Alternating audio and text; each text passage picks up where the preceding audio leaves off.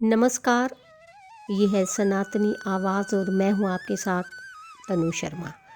सनातनी आवाज़ में आज हम आपको एक नीतिपरक बोध कथा सुनाने जा रहे हैं, जो महाभारत में राजा द्रुपद और द्रोणाचार्य से जुड़ी हुई है। पांचाल देश के राजकुमार द्रुपद और द्रोण ने ऋषि भारद्वाज के आश्रम में रहते हुए एक साथ अस्त्र शस्त्रों के संचालन की विद्या सीखी। पिता की मृत्यु हो जाने पर पुत्र द्रुपद पांचाल नरेश बने। द्रोण का कृपि नामक सुशील कन्या से विवाह हो गया और उससे अश्वत्थामा नामक पुत्र उत्पन्न हुआ। इसी बीच उन्होंने भगवान परशुराम से अस्त्र शस्त्र विद्या में विशेष निपुणता प्राप्त कर ली।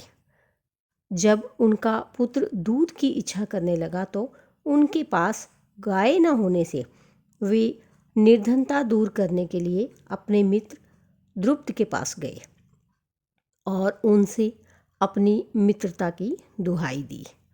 तो द्रुपद ने कहा, कैसी मित्रता? कहाँ तुम गरीब, कहाँ मैं राजा। मित्रता बराबर वालों में होती है।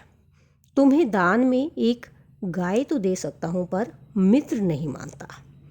जबकि बचपन में मित्रता के कारण राज्य साझा करने की बात हो चुकी थी।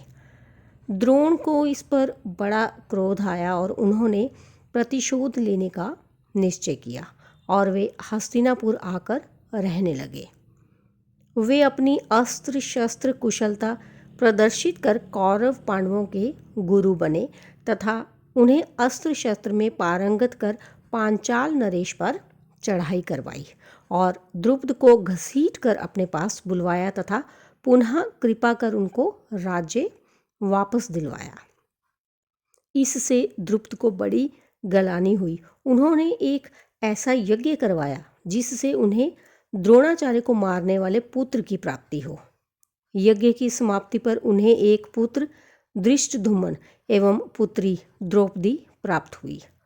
द्रोणाचार्य ने महाभारत युद्ध में जब अपने पुत्र अश्वत्थामा के मरने की झूठी खबर सुनी तो शस्त्र रख दिए।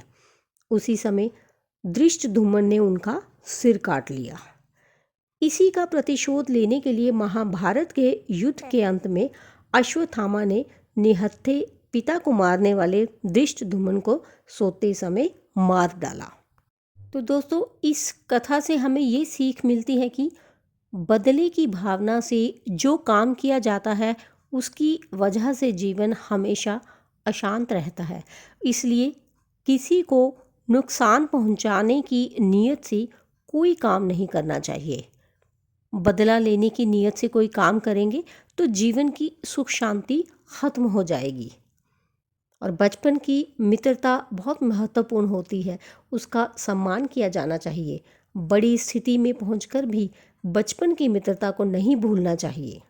कहा गया है, रहीमन देखी बड़ेन को लघु न दीजिए डारी, जहाँ काम आवे सुई कहा करे तरवारी।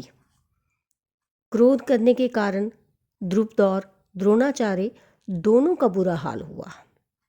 बड़ी पद प्रतिष्ठा पाकर मित्र को नहीं भूलना चाहिए, जैसा द्रुपद ने किया। क्रोध को सदैव टालने का प्रयत्न करना चाहिए। तो मुझे दीजिए अनुमति, फिर मिलती हूँ। धन्यवाद।